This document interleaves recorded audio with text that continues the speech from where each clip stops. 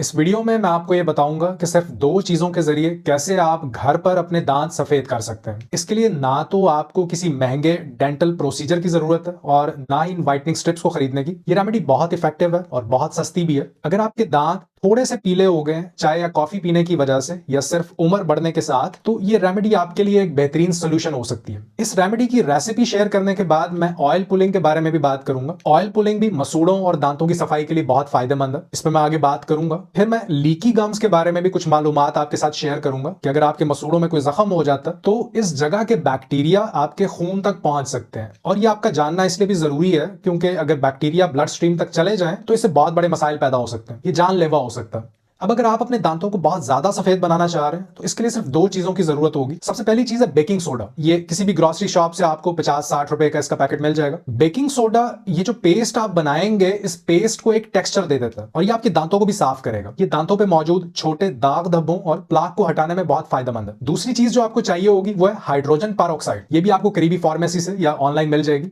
लेकिन यहां एक बहुत इंपॉर्टेंट बात यह है कि आपने गलत हाइड्रोजन पेरोक्साइड नहीं लेनी। आपने 3% से 6% तक की कॉन्सेंट्रेशन लेनी है। मतलब या तो बॉटल पे 3% लिखा होगा या 6% लिखा होगा। आपने 15% या 40% वाला फॉर्मूला नहीं लेना क्योंकि वो बहुत ज्यादा स्ट्रांग होता है। वैसे जो आजकल व्हाइटनिंग स्ट्रिप्स मार्केट में आ रही हैं, इनका मेन इंग्रेडिएंट भी हाइड्रोजन पेरोक्साइड ही होता है। लेकिन ये छोटी सी स्ट्रिप्स आपको 4 से 5 हजार रुपए की मिलती है। आपको ये खरीदने की जरूरत नहीं है। और जब आप डेंटिस्ट के पास जाते हैं व्हाइटनिंग ट्रीटमेंट के लिए तो ये और भी ज्यादा महंगा हो जाता है। और डेंटल क्लिनिक्स में भी कॉन्सेंट्रेटेड हाइड्रोजन पेरोक्साइड यूज करते हैं। बास जगह पे 40% तक की कॉन्सेंट्रेशन भी यूज होती है। इससे दांत तो जल्दी सफेद हो जाते हैं, लेकिन इतनी हाई कॉन्सेंट्रेशन आपके गम्स को नुकसान पहुंचा सकती है। फिर कुछ डेंटल क्लिनिक्स में इसके साथ अल्ट्रावायलेट या रेड लाइट्स भी यूज की जाती हैं, जो कि इस केमिकल रिएक्शन को इंटेंसिफाई कर देती हैं। इन ट्रीटमेंट्स का साइड इफेक्ट ये है कि इससे आपके मसूड़े डैमेज हो सकते हैं, गम्स में डिहाइड्रेशन बढ़ती है। इसी वजह से अक्सर इन ट्रीटमेंट्स के बाद आपको दांतों में दर्द होता है क्योंकि कॉन्सेंट्रेशन बहुत ज्यादा स्ट्रांग होती है। रिजल्ट्स नो डाउट बहुत जल्दी आ जाते हैं, लेकिन ऐसे किसी भी ट्रीटमेंट से आपको अवॉइड ही करना चाहिए। अब आपने इसको तैयार इस तरह करना है, एक छोटा सा कप ले लें और इसमें 1 चम्मच बेकिंग सोडा डाल लें। फिर हाइड्रोजन पेरोक्साइड लें और इसमें 3 ड्रॉप्स हाइड्रोजन पेरोक्साइड आप ऐड कर लें। इसके बाद तकरीबन 8 कतरे पानी इसमें डाल के इस मिक्सचर को अच्छी तरह से मिक्स कर लें।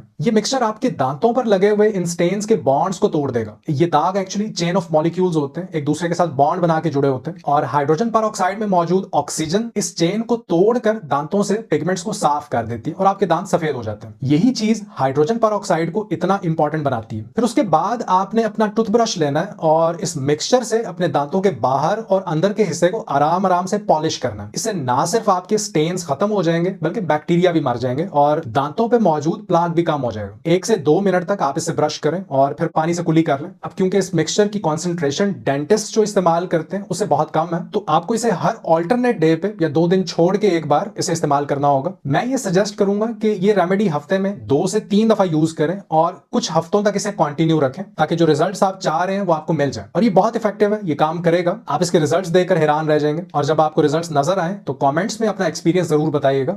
इस पूरे प्रोसेस को आराम आराम से करने का मकसद ये है कि इस तरह आपके गम्स या दांतों के एनामल को कोई नुकसान ना हो। तो ये बहुत सिंपल सा प्रोसेस है। अब बात करते हैं ऑयल पुलिंग की। शायद आपने इंटरनेट पर इसके बारे में सुना होगा। लोग कोकोनट ऑयल अपने मुंह में डालते हैं और कुछ देर तक इसे मुंह में घुमाते हैं और फेंक देते हैं। ये दरअसल एक पुरानी प्रैक्टिस है जो कदीम वक्तों से चली आ रही है। उस वक्त लोग सिर्फ कोकोनट ऑयल ही नहीं बल्कि तिलों का तेल भी यूज करते थे। लेकिन कोकोनट ऑयल का टेस्ट थोड़ा बेहतर होता है, कड़वा नहीं लगता। तो आपने थोड़ा सा कोकोनट ऑयल लेना है और इसे अपने मुंह में 10 से 20 मिनट तक रखना है। इस दौरान आपने इसे मुंह में घुमाते भी रहना। कोकोनट ऑयल में लॉरिक एसिड बहुत ज्यादा होता है जो कि एक पावरफुल एंटी माइक्रोबियल है। ये बैक्टीरिया, फंगस और कैंडिडा को कम करता है, खासकर वो जरासीम जो मुंह से आने वाली बदबू की वजह बनते हैं। अब मैं आपको एक और इससे भी ज्यादा दिलचस्प चीज के बारे में बताता हूं, शुगर और विटामिन सी का कनेक्शन। शुगर यानी ग्लूकोज की जो केमिस्ट्री है ये विटामिन सी से काफी मिलती जुलती है। तो जब आप बहुत ज्यादा शुगर खाते हैं तो ये बॉडी में जाके विटामिन सी के साथ कंपीट करती है। आपस में ये दोनों मुकाबला करते हैं कि कौन पहले सेल्स तक पहुंचेगा। और जब शुगर ज्यादा होती है तो ये विटामिन सी को पीछे छोड़ देती है और फिर विटामिन सी को सेल्स तक पहुंचने का मौका नहीं मिलता। इसका नुकसान क्या होता है? आपने शायद स्कर्वी के बारे में सुना होगा। ये एक बीमारी थी जो पुराने जमाने में सेलर्स को होती थी, जो लोग महीनों समंदर में रहते थे क्योंकि इन्हें खाने में विटामिन सी नहीं मिलता था।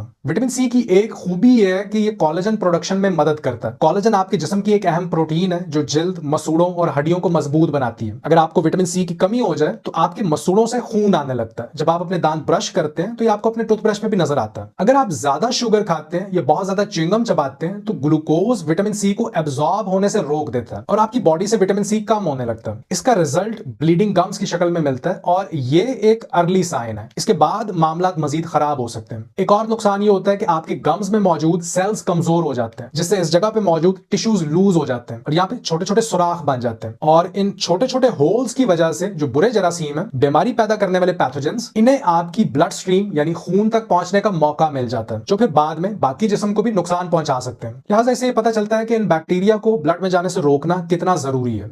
उम्मीद करता हूं कि मालूमात आपके लिए फायदेमंद साबित हो। मिलते हैं नेक्स्ट वीडियो में।